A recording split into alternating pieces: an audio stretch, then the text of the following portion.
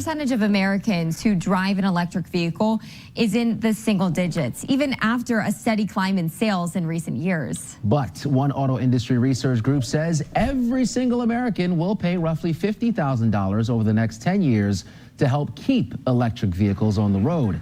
A study found owners of gas-powered vehicles will help pay for the subsidies and tax credits that go to those of you who drive EVs. Those costs are being borne by ratepayers and taxpayers, and people that buy internal combustion engines are heavily subsidizing the cost of an electric vehicle.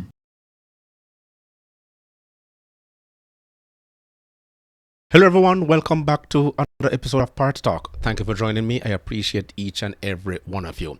Now, electric vehicles EV manufacturers faced a challenging year, with Ford anticipating a $4.5 billion loss due to dwindling EV demand. And this trend extended to GM and even Tesla, signaling a broader issue in the EV market. As you probably saw, Tesla kept slashing prices to keep sales going as competition from the Chinese market heated up. Projections indicate a slowdown in the EV market growth for 2024 due to factors such as pricing, limited options, and reduced government subsidies, all of which I carried in previous videos. If you can recall, in 2021, rental giant Hertz initially embraced EVs, ordering over 100,000 Tesla Model 3s and later 175,000 units from GM. However, in October 2023, Hertz announced a shift, citing Tesla price cuts impacting resale values and unexpected repair costs. Recently, Hertz disclosed plans to sell 20,000 EVs and redirect funds to gas cars,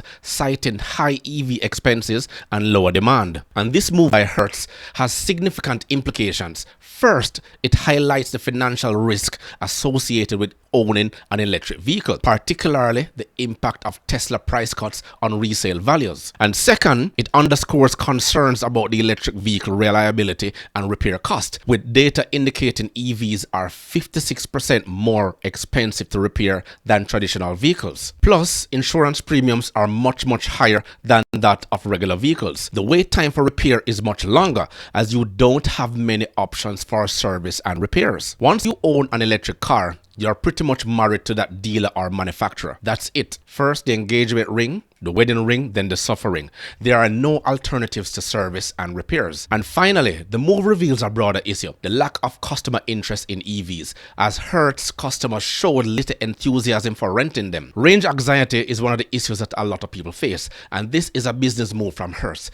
If it's hurting the bottom line, then the decision had to be made. Now Hertz will be offloading those Teslas to unsuspected customers. And let me explain. We have all heard the stories about battery replacements, and at least $10,000 to $50,000 average to replace a used battery. Now, buying a used rental is a sound economic choice, but buying a used EV is a risky move. Now, Tesla will be the only one benefiting here. So instead of having one customer, which was Hertz, they will now acquire several thousand new customers through this deal. And if Tesla's service managers are smart, this is another opportunity to increase their service rate. Now, Hertz's decision to sell a substantial portion of its EV fleet raises questions about the viability of EVs in the current market. This development could have a lasting effect on EV prices, customer perception, and the industry's overall trajectory. But let's ask the serious question. Without government mandates, where will the EV market be right now? The car market usually balances itself. It's all about supply and demand, competition, availability, and most importantly,